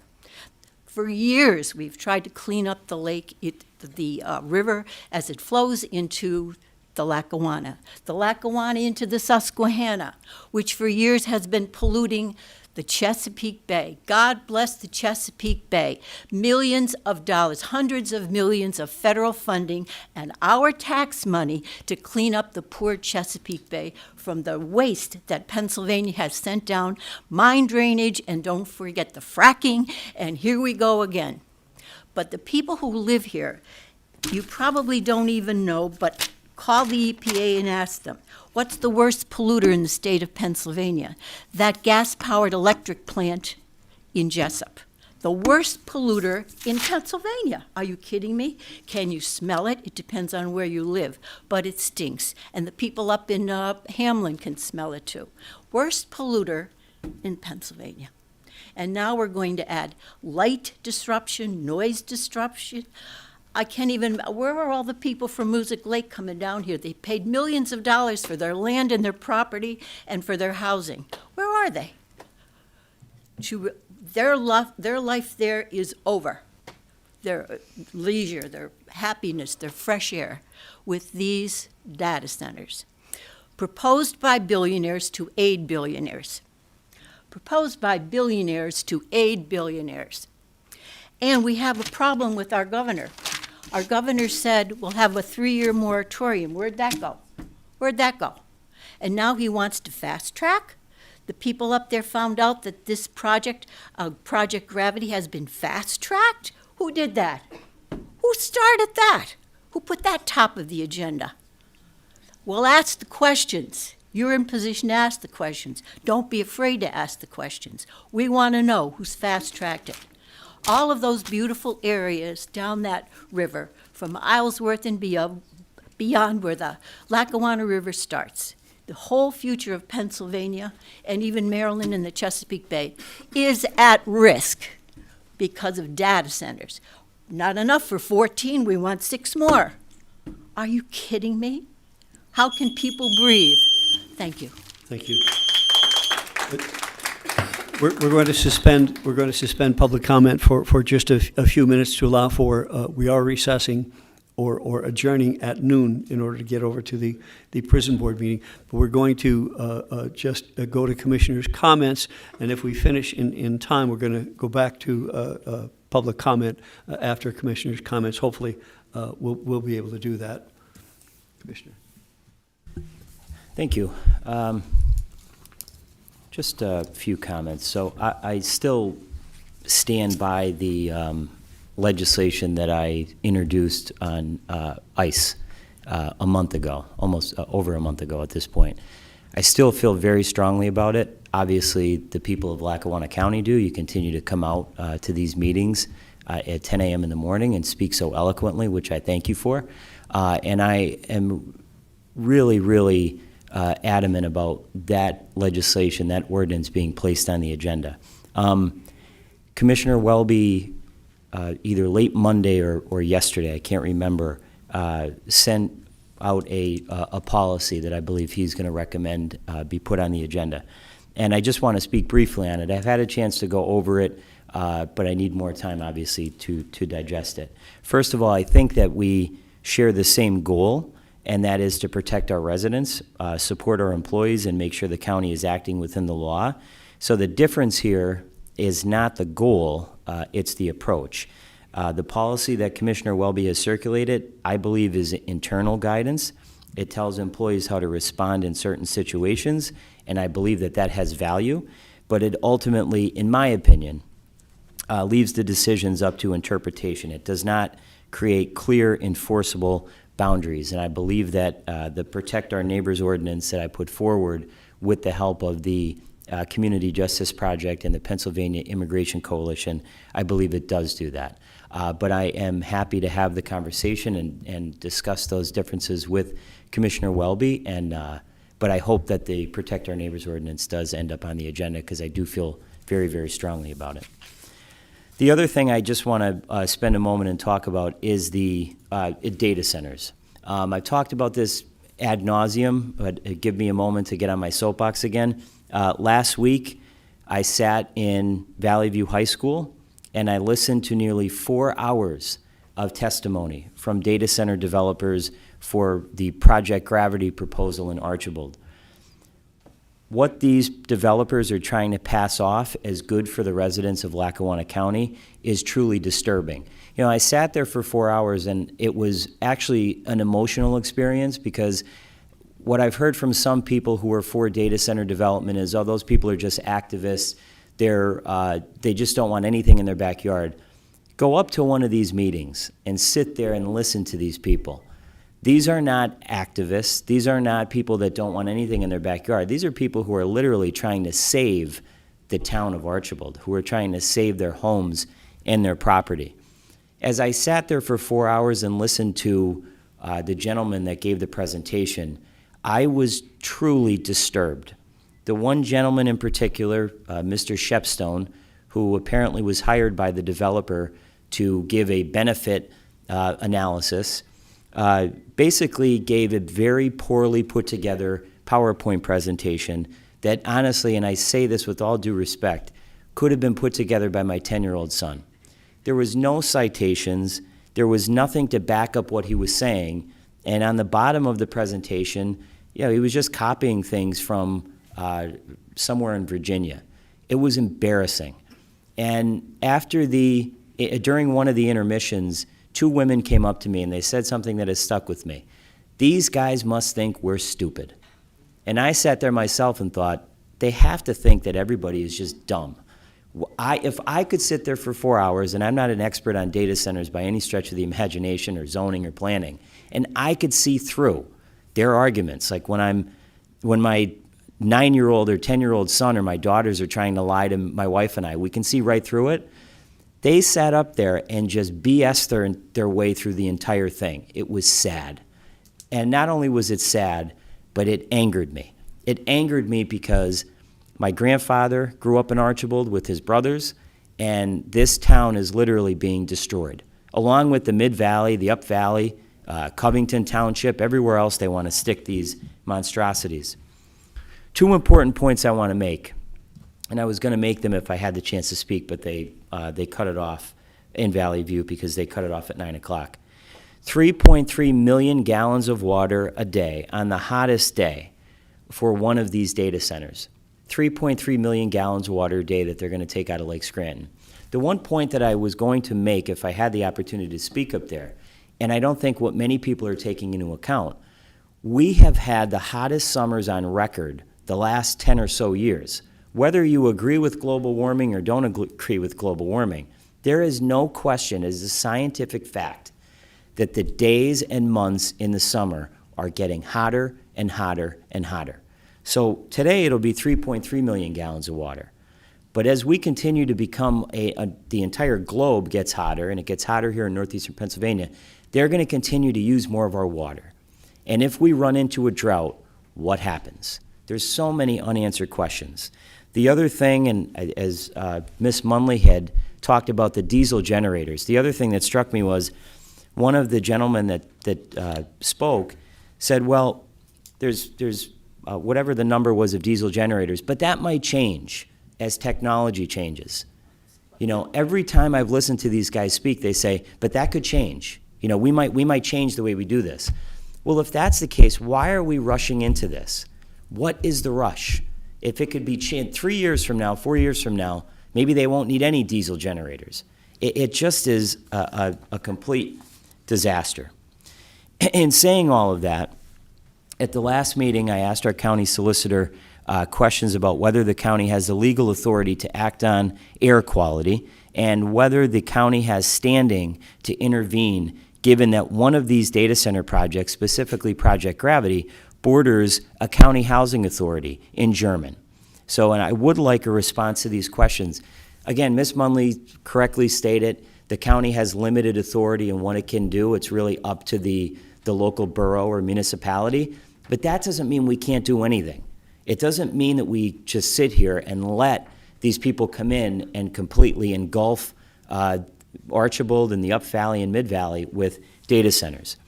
I sent a letter to the governor about a month ago calling for a 3-year moratorium. I've been told by a member of his staff that I just happened to run into at an event that a response is coming. But while we wait for the governor to respond to that letter, while we wait for somebody to do something in an elected official capacity, trees and entire landscapes are being torn down in Archibald and around the county. And I get a kick of people who say, well, maybe the EPA will do something about it. I have no faith in the EPA because they've been decimated because of the Trump administration. I have zero faith in the Department of Environmental Protection. All we have to do is remember what they did in Dunmore by allowing a landfill with fierce opposition by all the people in Dunmore and the surrounding areas to exist there and will be as tall as the Empire State Building. So I don't think they're coming in to save anybody. As Ms. Munley mentioned, the plans include a total of 51 data center buildings with a combined floor space of 13.4 million square feet, and I'm pulling this information from one of the investigative reports that was done that I'll get to in a minute. That's an area 9 times the size of the U.S. Capitol. I mentioned at one of the meetings that they're using Lackawanna County and Archibald and Covington as a sacrifice zone.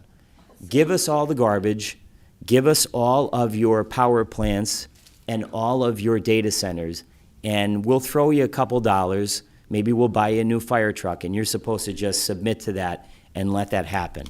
It's disgusting. What we've now learned through investigative reporting should outrage every single resident of this county. The reporting, which I have here by D-Smog Investigation, the title of the article is Data Centers Are Poised to Engulf a Pennsylvania Town, suggests that the very zoning rules being used to approve these projects in Archibald may have been shaped in part by the developers themselves. Let that sink in for a moment. The rules of the game written by the people who stand to profit from them. And if they took that approach in Archibald, which according to the right to know requests and the emails that they've looked at, they clearly did, what have they done in other parts of the county? What kind of clandestine meetings or backdoor emails are being circulated or being had as we sit here today in this room. And who pays the price? The residents, the families living next door, the seniors in county housing, the people who breathe the air, hear the constant noise, and see their utility bills rise as these facilities consume massive amounts of power. So the question is, and has been posed today, what are we doing? I believe we need to explore every legal avenue to intervene, especially where county properties are directly impacted, as is the case near Project Gravity. We need to continue to push for a 3-year moratorium so that independent studies can be conducted on large-scale data center development, and we fully understand the consequences. Julie Cohen got up and talked about the event they're having at the University of Scranton. I've read the report that they issued. If you read this report, I don't know anybody on the planet that would want to live next to or anywhere near a data center, the high cost of artificial intelligence. And these are experts. This isn't Bill Gaughan, saying it. These are experts in the field that study these things, and they are bad, bad news. If we don't act now and decisively, then we are choosing consciously to let this happen to the people that we represent. And they deserve better than that. They deserve action, and they deserve it now. In 150 years, our county has faced economic collapse, industrial decline, and population loss. But nothing has posed the kind of long-term, irreversible threat to our environment, our infrastructure, and our communities as these data center developments have. So I will continue to do everything in my power as an elected official to fight against these. I will continue to be at the hearings to sit and listen to the people of Archibald, but I do believe that there are things that we can do and that we should investigate doing so that we can help these people. Because as somebody mentioned, it's not just Archibald, even though they're getting the brunt of it. This will ultimately affect every single resident of Lackawanna County. It'll affect me in Southside, it'll affect Jessup, it'll affect Covington, it'll affect Taylor. Every single part of this county will be affected. The last thing I want to mention is we received a list of appropriation requests for 2027 that the county submitted to Congressman Rob Bresnahan's office recently. And there is an item on the list that I have questions about. And on the list it is number 4, Lackawanna County Recreational Land Preservation Initiative, and we're asking for approximately $4 million from the federal government. I just want to take a second to read the blurb here, and then I'll be done. It's the acquisition of 179 acres of open space in Jefferson Township, formerly the Scranton Municipal Golf Course, to preserve the property permanently as a public recreational asset. Lackawanna County proposes to acquire and preserve approximately 160 acres permanently as public recreational land while maintaining access for outdoor recreation, including walking, hiking, passive recreation, and community activities. Approximately 25 acres of the property may accommodate limited residential development that could support roughly 125 townhouse units and generate an estimated $75 million in private housing investment in the region. This was something that was discussed 2 years ago with Commissioner McGloin and I, and the plan at that time, the plan that was we were approached with, was for the county to essentially run the old Scranton Municipal Golf Course. And we decided not to pursue it because we did not think it was appropriate for the county to get into the business of running a public golf course, especially in light of the fact that we inherited a county government that had a $37 million deficit, among many other financial problems. So I do have several questions on this. Number one, where is the actual development or land use plan for this property? Who owns the land, and was there an appraisal done on the property? What is the total projected cost beyond this $4 million request in terms of acquisition, maintenance, and liability? Who made the decision to submit this request to Congressman Bresnahan's office? I was never consulted on this, and I would have cautioned against it based on my previous experience. What is the long-term plan here? Are we preserving open space? Are we planning to operate the old Scranton Municipal Golf Course or facilitating residential development? And if there is a potential for 125 townhomes and $75 million in private investment. Why is the county leading this effort instead of the private sector? So in closing, I support smart investments in recreation and open space, but not blind commitments without transparency, planning, or a full understanding of the financial impact. At a minimum, this board and the public deserves a full presentation before we move forward with something of this magnitude, especially if somehow we're awarded this money. And again, I would like to know if it's the same kind of plan that was presented to us almost 2 years ago in terms of the county basically creating a recreation board and running the golf course, which I do not agree with. And that's all I have. Thank you. Thank you, Commissioner. Well, I want to thank everybody for coming today. You know, it's obvious I'm the Republican in the room, so automatically most people hate what I have to say. But that's, as far as I'm concerned, the farthest thing from the truth. You know, as a commissioner here, this is my second term. I've dealt with so many things as a commissioner, as a resident, trying to do what I think is right for the county and right for the county employees and right for everyone that's involved. You know, we were dealt with a worldwide pandemic. This place never shut down. We did what we had to do. We all worked together. I continue to do that with every department on a day-to-day basis. So, you know, I work for everybody here. There's a lot of issues. We deal with so many things, so many departments, so many things every day. Some days it's just mind-boggling. These issues with ICE and that is at the forefront of our meetings here and data centers. Look, there's laws in place. We have to follow the law. That's number one. There's laws for both sides. There's laws for data center people. There's laws for the residents. You know, do I want to see them in somebody's backyard or my own backyard? Absolutely not. But by law, we have to, as a commissioner and as people here, we have to look at everything. We can't just pick one side. We have to follow the law. So that's how I operate, in my decisions, what I do every day. Billy just mentioned a golf course. I don't know anything about the county buying a golf course. Matter of fact, one of the best things the county ever did was start Montage Mountains Ski Resort. Did they do a good job running it? Absolutely not. The best thing we ever did was sell it. Now it's prospering. Charlie Jefferson does an unbelievable job with it. So that's a good thing. You know, we have the amphitheater that we run. As far as I'm concerned, I wish he owned that too, because that's another thing that costs the county a lot of money. And with road issues and traffic, and it's a mess. But, you know, we're trying to work on that too. Golf courses, I don't know anything about. Did you talk about that? I don't know. But, you know, if the county was in a position and could financially support something and get it started and then turn it over to a business, you know, that's a whole other issue. But that's something I haven't been talking about. But I can tell you that these ordinances and these proposals, you know, we've looked at these. We're going to continue to talk about it.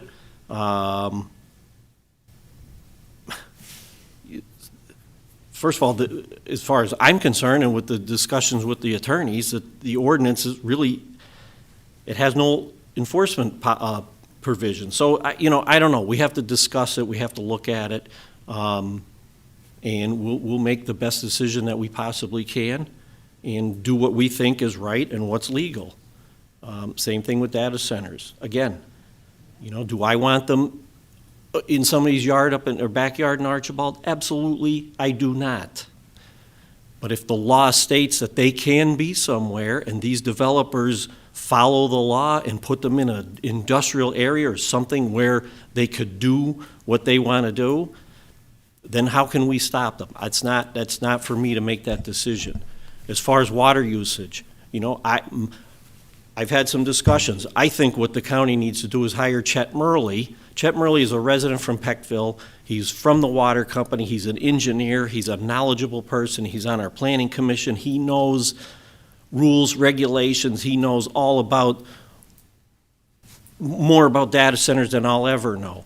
I think he'd be an asset for this board to use as a consultant to see where we are with these things and what decisions we should be making and what's right, what's wrong. I mean, that's, I refer to the experts, so that's my 2 cents on that. But we'll continue to talk about the memorandum that came out from Attorney Walker. We'll talk about the possibility of an ordinance or policies and procedures to put in place. I mean, we have to protect not only the residents of Lackawanna County, we have to protect the employees here in the building. So, you know, it's not just a simple thing. And I can't put laws in place just on the basis of morality. Like, what's moral, what's not moral. Like, that's not my decision. So, you know, you guys can come up and appreciate everything you say. Everybody's entitled to their opinion, and so am I. And we will follow the law, and we will have discussions, and we'll make the appropriate decisions. Thank you. It's 11:55. I'll be as brief as possible, and we'll continue the meeting. We can continue it until our next meeting and join the meeting maybe start the meeting early and continue the meeting at that time, or in the next week we can reschedule and continue hearing public comments. Commissioners have any? Can I just make a recommendation? It's only 12 o'clock now. I think the prison board meetings. I haven't made my comments also. No, I know that, but I mean, if we have enough time, how many people are left that want to speak? If you raise your hand. Two. So I mean, I don't know what you want to do. You're the chairman, but Make your comments, and we'll see where we are. All right, yeah, if we can get it in, but we do have to get over. We have to have respect for the other people that are judges and the district attorney and the other people that are waiting for this advertised meeting that starts at 12:30, and we have to get over to the prison in order to do that. I'll be as brief as possible. The last 4 days I spent down in Harrisburg at a County Commissioners of Pennsylvania conference, and at that conference they did go over a lot of different things, including, while they didn't go over the ICE issues very much by the counties that were there, they did go over housing issues and the importance of creating legislation that provides for funding and support and tax breaks for greater housing opportunities for people. They also spent quite a bit of time on the need for modification in our tax structure to allow for more funding to counties in particular. Right now, the only funding pretty much the counties get in taxation is the property taxes. So looking at other things, and also the possibility of changing the property tax structure to allow for more consideration to seniors and low-income people. And they also spent quite some time on data centers, and there was quite a bit on that. And Penn State Extension has been going around the state doing briefings, hearings on this with experts from Penn State itself as well as some other industries. We talked to them about doing a public hearing, public meeting here that they would host, and we hope to be able to announce that in the near future. And it's nice because they have advocates for all sides considered, including people from technology and a lot of people that express the same concerns that you express here that we would have at that meeting. I guess that's all for now, but also I'd just like to take a moment to make note of something very positive, and that is today is National Small Business Development Center Day. And we have here in our own community, the University of Scranton Small Business Development Center, which is just an incredible organization that offers free support to so many businesses and has been responsible for the startup and success of so many businesses. And I'd like to salute, we all would like to salute and thank the University of Scranton Small Business Development Center for the work that they do, and also share to the public, and we will be sharing this on our website and on our Facebook page, more information on the services available through the Small Business Development Center, and congratulations to them. And I'm sorry to take up that time, if you would continue public comment. morning. I'll be brief, but don't worry, I've lived in Los Angeles. I'm confident that you can make the 2 miles to the jail in less than 10 minutes. Oh, we can park there. Hey. My name is David James Baker. I'm from Scranton, moved back to the area in 2017. I'd like to speak a little bit about the banality of evil. First of all, Commissioner Chermak, you made a comment about us not making laws on morality. If that were the case, then we would all be smoking weed and going to prostitutes. Second of all, for Commissioner Welby, heads down and mouths shut. Really? Really? Are you trying to get reelected at some point? Your indecisiveness with regard to moving forward with the Protect Our Neighbors Act is disappointing and unnecessarily putting people in danger. And you're insulated. You're protected from that danger. Your white skin is your protection. Your local accent is your protection. You don't know the fear that the vulnerable and the marginalized members of our communities have been living in since these deadly ICE operations began. And they are deadly. Last year, over 30 people died in ICE custody, the deadliest year in 2 decades. At least 12 have died so far this year. The most recent death was this past weekend. An Afghan immigrant who previously worked with the United States military in Afghanistan and later sought asylum in the United States died over the weekend in ICE custody, less than 24 hours after being detained in Texas. He was living in a Dallas suburb with his wife and 6 children while his asylum case remained pending. Pending. Not denied, pending. His arrest by federal agents outside his apartment on Friday morning while taking his children to school. Dead by Saturday. Some ICE bureaucrat was ultimately the man's judge, jury, and executioner, just following orders. The banality of evil. A 2025 investigation by Senator John Ossoff highlighted 85 credible cases of medical neglect, and as of January 2026, reports suggest that a surge in detained population, now over 73,000, has correlated with the failure of ICE to pay outside medical providers. Reports suggest ICE has not paid third-party medical providers since October 3rd, 2025. This is now a structural barrier to care, causing hospitals and specialists to refuse care for detainees. ICE detention standards officially require a comprehensive health screening within 14 days of arrival. However, investigations and lawsuits indicate that essential care, particularly for chronic conditions, post-operative care, and urgent illness, is often delayed well beyond this or denied entirely. Medical professionals working in detention centers have reported chaotic screenings and life-threatening delays, with some investigations finding that a large percentage of deaths in the custody were preventable. Preventable death. Preventable death at the hands of our government. Our own government. Do you wish to be part of that thoughtless evil? To be a cog in the machine that lets ICE goose step unchecked across our county?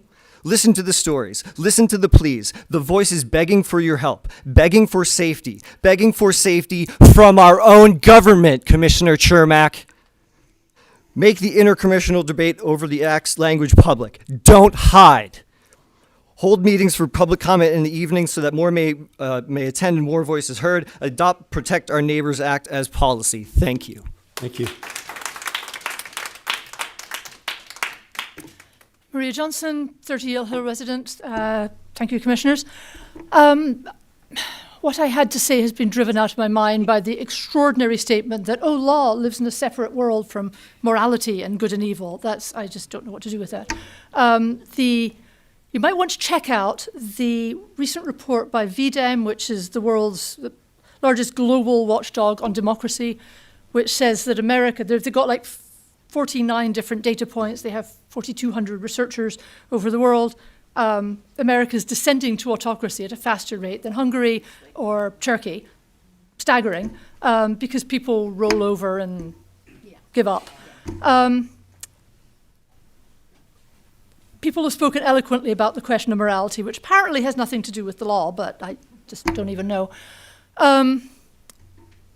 Commissioner Gaughan's proposed bill stays within the law. It says, keep the law. Expect people in the county to keep the law. It's not advocating rebellion in any sense. It's saying when people are in the county, they keep the law. You've got to provide properly signed judicial warrants to arrest people.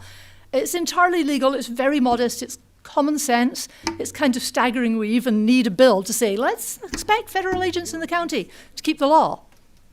Shouldn't we be able to take that for granted? Apparently we can't at present, but here we should, if we need to say it, then we need to say it. So please, let us bring the bill for vote, bring the bill for discussion, bring the bill for vote. This is a very important thing we need to do. Thank you. Thank you. Motion to adjourn. Second.